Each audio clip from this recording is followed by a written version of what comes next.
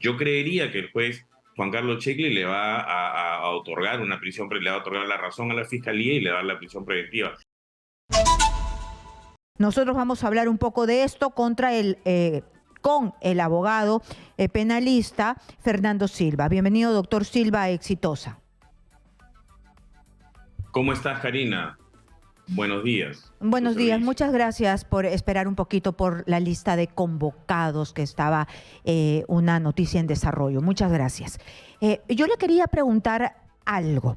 Hoy día se va a dictar la resolución, ya sea en favor o en contra de Pedro Castillo. El Ministerio Público pide prisión preventiva al considerar que Pedro Castillo ha cometido delito de organización criminal, tráfico de influencias y colusión en agravio del Estado por los hechos que tienen que ver con Petroperú, Provías descentralizada y el tema del Ministerio de Vivienda. Entonces, el Ministerio Público ha presentado 300 elementos de convicción. Lo que me llamó la atención, y creo que a todo el mundo, es que cuando el abogado de Pedro Castillo dijo que no tenía peligro de fuga, era que porque estaba bien seguro él en el penal, que esa era su casa, ¿no? Que tenía arraigo, que no podía trabajar porque estaba en el penal, ¿no? Entonces, pero también él tiene pedidos ante cortes internacionales para que lo dejen libre. Esto de acá es, digamos, algo que se puede decir, es decir, yo tengo arraigo domiciliario y tengo arraigo en el trabajo porque estoy dentro de un penal. ¿Es lógico? A ver, Karina, vamos a empezar por definir de qué se trata eso del arraigo, ¿no? Para que tu público lo pueda entender con mayor facilidad. El arraigo es una condición creada por una persona. Uno tiene arraigo familiar, uno tiene arraigo económico, uno tiene arraigo social, arraigo laboral. Pero el arraigo como tal es algo que uno crea a lo largo de su vida. Es decir, uno va creando una empresa que funciona, que tiene trabajadores, que depende de uno. Uno va creando una familia que tiene hijos, que están en el colegio, que tiene que sustentar, que tiene que mantener. Uno va creando una red de amigos, definición con hermanos, con papás, que dependen posiblemente de uno. Ese conjunto de cosas se denomina arraigo. ¿Arraigo a dónde? Arraigo al lugar, arraigo a tu situación. Que si tú te vas de eso, si tú abandonas ese arraigo, el perjuicio va a ser muy grande, no solo para ti, sino para tus hijos, sino para tu empresa, para tus trabajadores, para quienes dependen de ti en una situación de arraigo que has formado durante toda tu vida. Y eso es lo que se prueba, ¿correcto? Ese es el concepto de arraigo. Entonces, no se puede sostener que una persona tiene arraigo porque está presa, porque esa no es una condición que uno ha generado. Y además, sobre todo, cuando uno está preso por una orden judicial, después de evaluar que justamente no tiene arraigo, que justamente se ha querido fugar, que justamente su familia está afuera, que justamente ha querido dar un golpe de Estado, o forma parte de una organización criminal que lo puede proteger, como él protegió a Silo y a todo a su sobrino y a todos los demás que están presos. Entonces, quiero cortarlo ahí. Es decir, él está preso precisamente por la falta de arraigo y ahora resulta que quiere agarrar esa condición de estar preso por la falta de arraigo para decir que sí tiene arraigo. Parece de locos, ¿no? Parece que esto es jalado de los pelos. Sí, es una argumentación absurda. Lo más que él podría decir es que evidentemente no tiene peligro de fuga, ¿no? Eso podría ser usado, pero justamente no tiene peligro de fuga porque está preso por una condición previa de una evaluación judicial. Evaluación además que él ha cuestionado y viene cuestionando. Evaluación además que él ha pedido y además que tiene una bancada en el Congreso que está pidiendo que él sea repuesto como presidente. Evaluación que un juez tiene que ver que desde el 7 de diciembre a la fecha toda la situación de zozobra en la que vive Puno todavía está tomado, Madre de Dios hasta hace poco, entonces todo eso se origina a partir de él.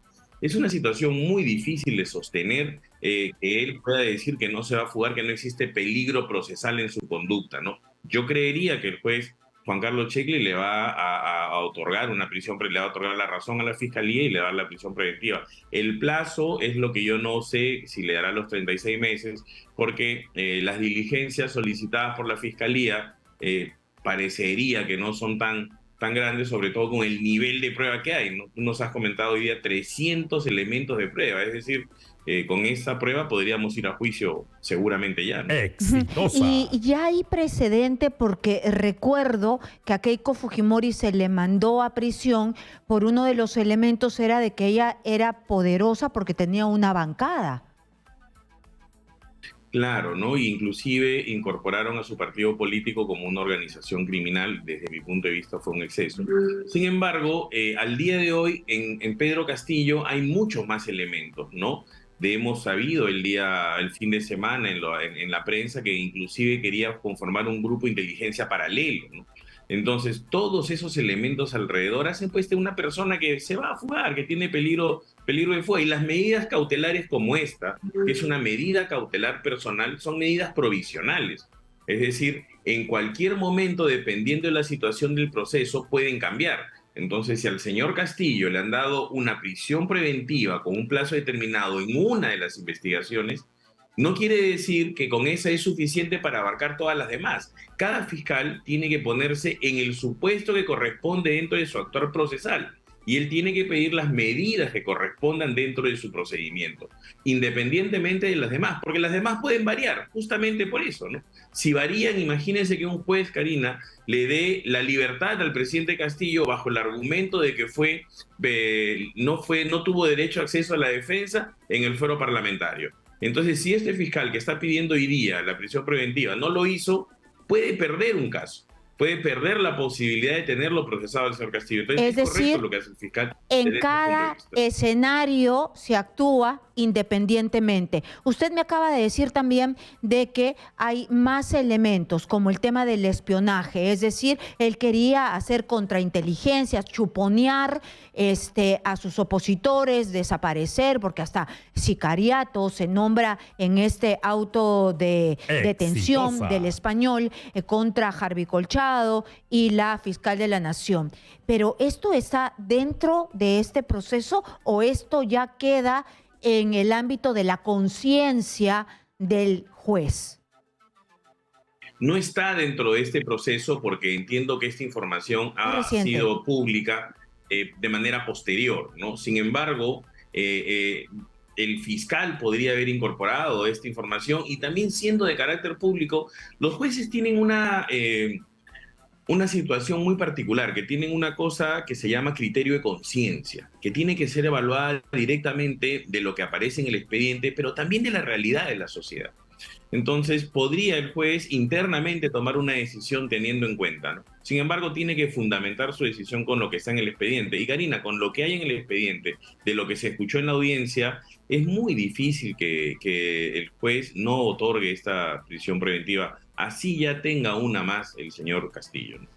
Una última consulta. ¿Usted cree que la situación de Betsy Chávez desde su mirada como penalista es cada vez más compleja? Es decir, hemos visto las imágenes donde ella participaba activamente en el golpe de Estado. Sin duda alguna, Karina, ¿no? Y es más compleja aún por la forma en la cual ella decidió defenderse. Ella decidió defenderse negando una situación que a todas luces era evidente, ¿no?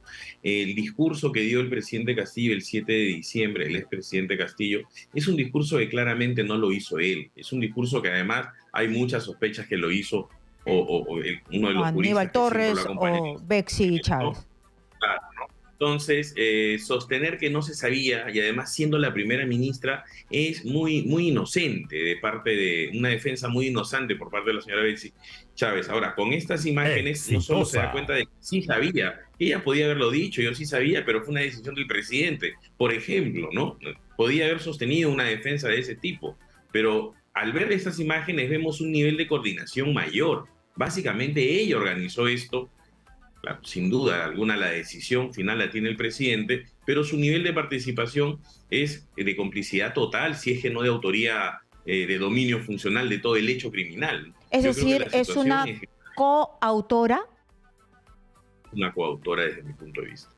Muy bien. Muchísimas gracias a Fernando Silva. Él es abogado penalista y bueno, solamente una consulta antes que se me vaya. Una coautora, ¿cuánto de cárcel podría llevarse al participar en un golpe de Estado que duró pues unos minutos o una tentativa, conspiración y todo esto? Más o menos.